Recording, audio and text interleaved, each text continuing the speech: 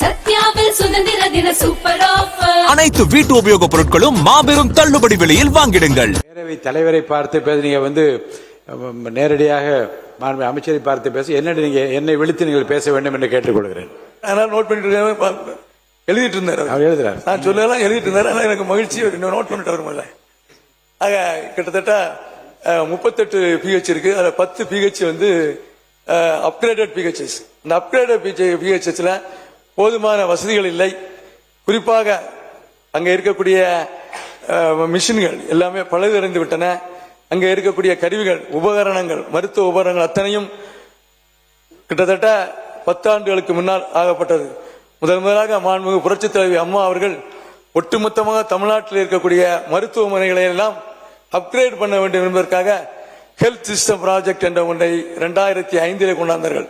அந்த 2005 கொண்டு வரும் பொழுது அதில் கன்னியாகுமரி மாவட்டம் உள்ளடங்கும். அங்கே இருக்கக்கூடிய அத்தனை மருத்துவமனைகளையும், இருக்கக்கூடிய அத்தனை தாலுகா மருத்துவமனைகள், அத்தனை ஹெட் குவார்டர்ஸ் மாவட்ட மருத்துவமனைகள், அங்கே இருக்கக்கூடிய அத்தனை சென்டர்கள், பிஹெச் சென்டர்கள் அத்தனையும் நாங்கள் அந்த காலத்தில், நான் சொல்வது 2005 இருந்து அத்தனை மருத்துவமனைகளும் பழுது பார்க்கப்பட்டு இன்றைய சூழ்நிலையை பார்க்கும் பொழுது மருத்துவமனை மட்டுமல்ல, இன்றைய தினம் அது ஒரு தனியார் மருத்துவமனைக்கு ஈடாக எங்களுடைய மாவட்டத்தில் இருக்கிறது என்பதை நான் உங்களிடம் நினைவுபடுத்த கடமைப்படுகிறேன். அதே போல் புதப்பாண்டியில சீமான் சென்டர் இருக்கிறது. 2005 கொண்டாந்த சீமான் சென்டர் அங்கே கிட்டத்தட்ட 3.5 கோடி ரூபாய்க்கு நிதி ஒதுக்கப்பட்டிருக்கிறது. வேலை நடந்து கொண்டிருக்கிறது. அதே போல் கன்னியாகுமரி மருத்துவமனையில் 3.5 கோடி ரூபாய்க்கு நிதி ஒதுக்கப்பட்டு வேலை நடந்து கொண்டிருக்கிறது. இதற்கெல்லாம் மருத்துவர்கள் தேவை, மருத்துவ உபகரணங்கள் தேவை. இதையெல்லாம் தாங்கள் கண்டிப்பாக செய்து தர வேண்டும் என்று உங்களை கேட்டுக்கொள்கிறேன். கடைசியாக இந்த மாநிலத்தினுடைய வளர்ச்சிக்கு கடந்த 10 ஆண்டு காலம் தொடர்ந்து உடல் உறுப்பு தானத்திலே 5 ஆண்டு காலம் அவர்களாக இருந்தாலும் 5 ஆண்டு காலம், கடந்த ஒரு மாதத்துக்கு முன்னால் நமது அமைச்சர் அவர்கள் அங்கே பரிசை பெற்றுக் கொண்டார்கள். அனைத்து இந்திய அண்ணா திராவிட முன்னேற்ற கழக ஆட்சியிலே தொடர்ந்து 5 ஆண்டு காலம் உடல் உறுப்புகளுக்கு தானம் வழங்குவதிலே நம்பர் 1 இருந்தோம் இந்தியாவிலே. அதேபோல் அவர்களும் நம்பர் 1 இருந்தார்கள். தொடர்ந்து நீங்கள் இதையும் வலியுறுத்தி உங்களுடைய ஆட்சி காலத்திலும் நீங்களும் டெல்லியில் சென்று அவார்டு வாங்க வேண்டும் என்பது எங்களுடைய எண்ணம் என்பதை நான் இந்த நேரத்திலே உங்களிடம் சொல்ல கடமைப்பட்டுகிறேன். ஆக இருக்கக்கூடிய சரி முடிச்சிருந்தேன். 18 நிமிஷம் ஆயிடுச்சு. ஆகவே எனக்கு வாய்ப்பளித்த உங்களுக்கும் எங்களுடைய தலைவர்களுக்கும் நன்றியை சொல்லி விடைபெறுகிறேன். நன்றி, வணக்கம். மாண்புமிகு உறுப்பினர் திரு பி. ரேவந்த் சரண் அவர்கள்.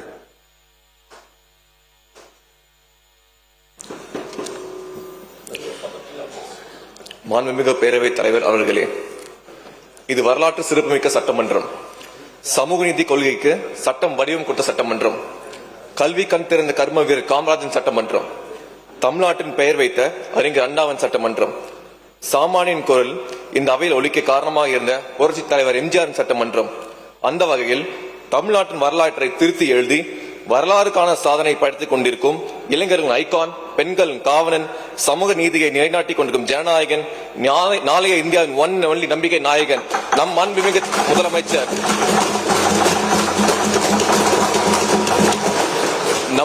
முதலமைச்சர் அண்ணன் சி. ஜோசப் விஜயின் சட்டமன்றமாக மாறியுள்ளது. இனி எப்போதும் சரித்திர நாயகன் சட்டமன்றமாக இருப்போம் என்பது எந்த ஒரு சந்தேகமும் இல்லை. இவரின் தலைமைக்கும் பொறுமைக்கும் ஒரு குரலை குறிப்பிட்டு காட்ட விரும்புகிறேன். செவி கைப்ப சொல் பொறுக்கும் பண்புடை வேந்தன், கவிகை கீழ் தங்கும் உலகு. இந்த குரலின் பொருள் எவ்வளவு கடுமையான சொற்களாக இருந்தாலும் நாட்டின் நன்மையை கருதி அவற்றை பொறுத்துக் கொள்ளும் நல்ல பண்பு கொண்ட அரசனின் குடை நிழலில் இந்த உலகமே பாதுகாப்பாக இருக்கும். அந்த வகையில் எங்கள் முதலமைச்சர் நிழலில் தமிழ்நாடு மட்டுமல்ல, நாளை இந்தியா முழுவதும் பாதுகாப்பாக இருக்கும். இந்த மாபெரும் வரலாற்று சிறப்புமிக்க சட்டமன்றத்தில் என்னை போன்ற சாமானியனுக்கும் பேசுவதற்கு வாய்ப்பளித்த தமிழ்நாட்டின் நிரந்தர முதலமைச்சர் தளபதி அவர்களுக்கும் இந்த ரேவந்த் சரணை தங்களின் அரணாக நினைத்து நம்பிக்கையோடு வாக்களித்த மதுரவாயில் மக்களுக்கும் என்னோட மனமார்ந்த நன்றியும் வணக்கமும். மாண்புமிகு பேரவைத் தலைவர் அவர்களே, இந்த பேரவையில் இன்று நான் நிற்கும் போது ஒரு விஷயத்தை முழுமையாக உணர்கிறேன். மக்களால் தேர்ந்தெடுக்கப்படுவது ஒரு இலக்கின் முடிவு அல்ல, அது ஒரு மிகப்பெரிய பொறுப்பின் தொடக்கம். மாண்புமிகு பேரவைத் தலைவர் அவர்களே, பேரவையில் தாக்கல் செய்யப்பட்டுள்ள பட்ஜெட் மாண்புமிகு வெற்றி தலைவரின் ஆட்சியின் ஒரு விஷனரி அவுட்லுக் எவ்வாறு ஒரு செயல் திட்டமாக மாறப்பட்டுள்ளது என்பதற்கான சிறந்த எடுத்துக்காட்டு. சத்யாவில் சுதந்திர தின சூப்பர் ஆஃபர். அனைத்து வீட்டு உபயோகப் பொருட்களும் மாபெரும் தள்ளுபடி விலையில் வாங்கிடுங்கள்.